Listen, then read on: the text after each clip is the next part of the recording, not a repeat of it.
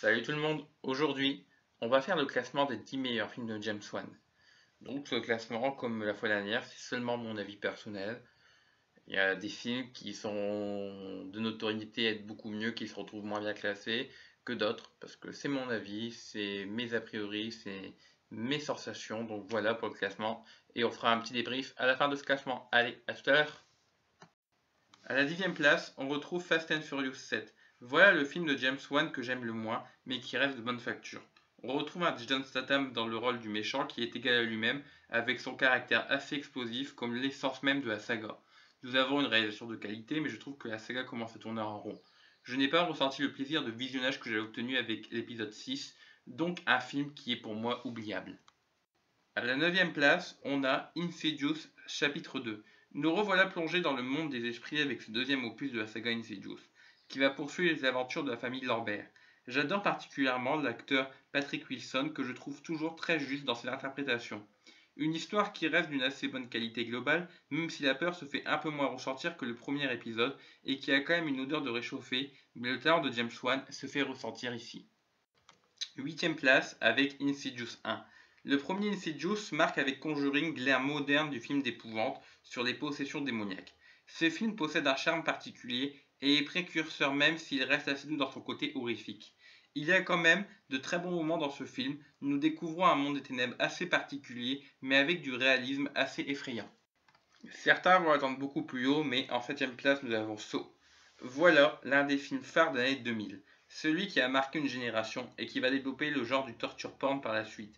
Saw est un monument de l'horreur, le personnage de Jigsaw est d'une intelligence d'écriture, il est l'un des tueurs du 7ème art possédant sa propre éthique.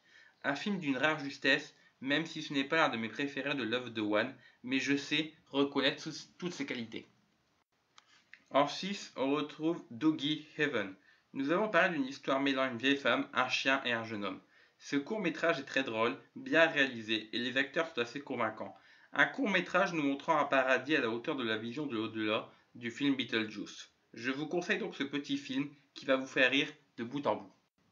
En 5, on retrouve le film d'horreur Dead Silence, l'un des premiers films d'horreur de James Wan qui est pour moi une très grande réussite. Film qui n'a pas eu le budget marketing d'un triple A, mais possédant des vraies trouvailles et avec des retournements de situation, le film est à peine rentré dans ses frais, mais on retient un vrai thème émouvant, un film mêlant vengeance, trahison et mystère, une petite pépite méconnue que vous devez découvrir car elle est vraiment d'une assez bonne facture. À la 4e place, on retrouve le court-métrage Saw. J'ai préféré placer le court-métrage en avant par rapport au film, car ce genre est trop souvent ignoré par le public, alors que c'est cela qui a lancé la carrière de James Wan. En 9 minutes, James Wan arrive à dégager une ambiance, et c'est ce qui fait vraiment la force de ce réalisateur. Il arrive avec peu de moyens à construire quelque chose d'assez fort. Donc voilà une place bien méritée pour ce petit film, seulement en durée. La 3e place, on la retrouve avec Dead Sentence. Parlons un peu du cercle de la vengeance avec Kevin Bacon qui va s'attaquer à une bande de truands. Un film fort avec une histoire simple mais efficace. Encore un petit budget avec ses 20 millions de dollars qui va vraiment réussir un tour de force. Il arrive à combiner beaucoup de sentiments et de frustration. Nous ressentons la douleur de la famille et ce que représente la perte d'un être cher. Les thématiques de la mort et du deuil sont traitées directement de fort belle manière.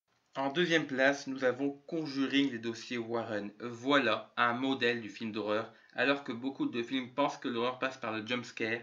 Ici, nous avons une réalisation intelligente qui joue sur le cadre, la lumière et les plans. De plus, les personnages sont attachants et en plus, il a réussi à créer un univers étendu avec un seul film. Patrick Wilson est tout simplement, encore une fois, fort impressionnant et son duo avec Vera Farmiga fonctionne très très bien. Ils sont complémentaires et arrivent à faire ressentir beaucoup de sentiments avec peu de choses. Et en première place, je mets Conjuring le cas Enfield. Voilà pour moi la plus grande réussite de James Wan. Il arrive à étendre l'aura de la série encore plus loin. Valak est vraiment un méchant intéressant et il apporte une dimension supplémentaire, mystérieuse à la saga. Les musiques sont très bien choisies et l'ambiance de l'Angleterre des années 70 est parfaite. Le tour de force est d'arriver à faire tout cela pour 40 millions de dollars, ce qui est une broutille par rapport à certains budgets. Nous oscillons entre les scènes de peur et d'émotion, comme lorsque Patrick Wilson va pousser la chansonnette. Un film à voir absolument, car il marque l'histoire du cinéma d'horreur. Comme vous l'avez compris, dans l'ensemble je suis un grand fan de l'œuvre de James Wan. Il faut dire que James Wan n'a jamais été décevant. avec des budgets qui sont assez limités, il va créer des vrais chefs-d'œuvre. Et c'est vraiment rare. Donc moi, c'est un réalisateur que j'aime beaucoup. Il apporte sa touche, la réalisation est toujours intelligente, c'est bien écrit, et ça reste des bons films. J'ai regardé dans l'ensemble, il a quand même créé des sagas, toutes les sagas qu'il a créées sont devenues des sagas phares. Insidious a connu le succès qu'on connaît, Conjuring a connu un énorme succès aussi, Fast and Furious 7 où il a participé a été aussi très bien classé au niveau du box-office. Je crois d'ailleurs que pour information, sur les 357 milliards investis dans l'ensemble de ces films, excusez-moi, 357 millions investis dans l'ensemble de ces films, James Wan en a rapporté un, un peu plus même. Ouais, il en a rapporté à peu près 2 milliards d'euros. Bon, sachant que le plus gros budget de toute son œuvre, les trois quarts du budget, c'est 180 millions, je crois, rien que sur le fait de. Rien que sur le